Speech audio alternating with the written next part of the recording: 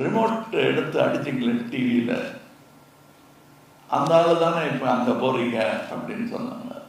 ஐயா, ரிமோட் என்ன என் கையில் தான்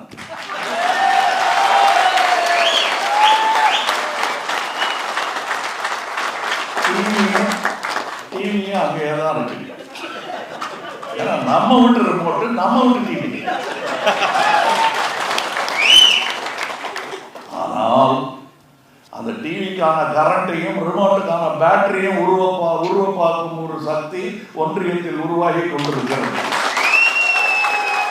எதிரி யார் என்பதை முடிவு செய்து விட்டேன். என் அரசியல் எதிரி என்றென்றும் நினைவு தெரிந்ததிலிருந்து நினைவு போகும் வரை எனக்கு எதிரி சாதியம்தான்.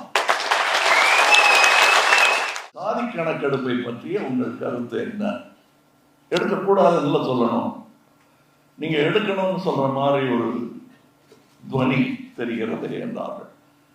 எனக்கு இன்னும் யார் விலங்கிடப்பட்டிருக்கிறார்கள் என்பது தெரியவில்லை.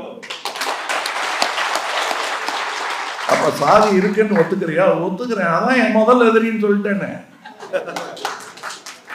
அதை நீ ஸ்தாபிதப்படுத்த வராத. மறுபடியும் என்ன ஒருமையில பேசுறாருன்னா, மொத்த கூட்டத்தை பேசும்போது ஒருமையில பேசலாம்.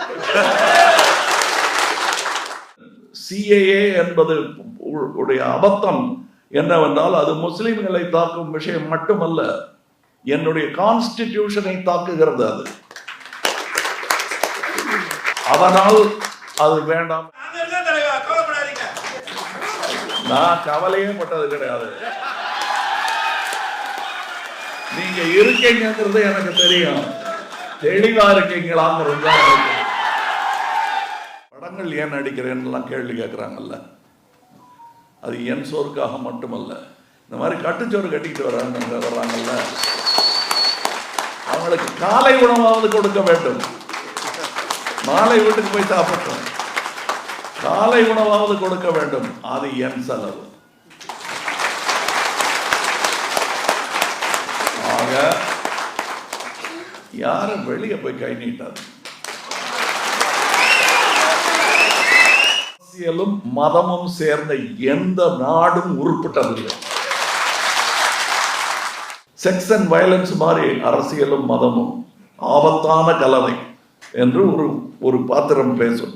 அது வசனமாக நான் எழுதியிருந்தாலும் என் மனம் பயந்த பயம்தான் அது. அந்த பயம் இன்னும் விட்டபாடில்லை, இன்னும் வலுத்திருக்கிறது. அந்த மிஷினில் சும்மா சாம்பிளிங் மாத்திரம் பண்ணால் போதாது, அதற்கு நாம் பொருள் கொடுக்க வேண்டும். எலெக்ஷன் கமிஷனுக்கும் நாம் சொல்ல வேண்டிய விஷயம் என்னன்னா, சாம்பிளிங் கொடுத்தா போதாது, ஒவ்வொரு ஓட்டுக்கும் ரசீது வேணும் என்பது தான் நம்முடைய வலியுறுத்தலாக இருக்கிறது. மெஷின் அதனால இதை நம்பக்கூடாதுன்னு நான் சொல்ல மாட்டேன். ஏன்னா முன்னோடியாக நின்று தொழில்நுட்பத்தை வரவேற்கும் ஆள் நான். அதனால இவிஎம் மெஷின் பிஎல்ல சுஜாதா ரங்கராஜன் அவர்கள் வேலை செய்து கொண்டிருந்த போது அவர்களெல்லாம் உருவாக்கி அந்த மெஷினை ஃபஸ்ட்டு ராஜீவ்காந்தி அவர்களுக்கு இயக்கி காட்டியவர் சுஜாதா அவர்கள், ரங்கராஜன். அப்போலேருந்து நம்ம முயற்சி பண்ணிக்கிட்டு இருக்கோம். மெஷினை தப்பு சொல்லாதீங்க. ஆக்சிடென்ட்டுக்கான காரணம் கார் அல்ல, ஓட்டுநர்.